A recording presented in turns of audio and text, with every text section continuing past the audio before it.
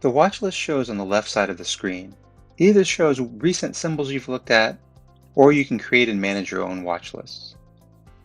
To add a symbol to your watch list, just click the star where it says Add to Favorites in the header.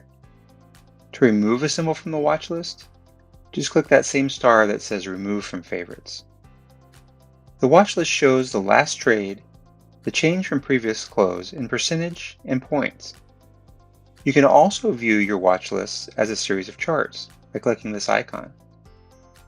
You can view it as one column of charts,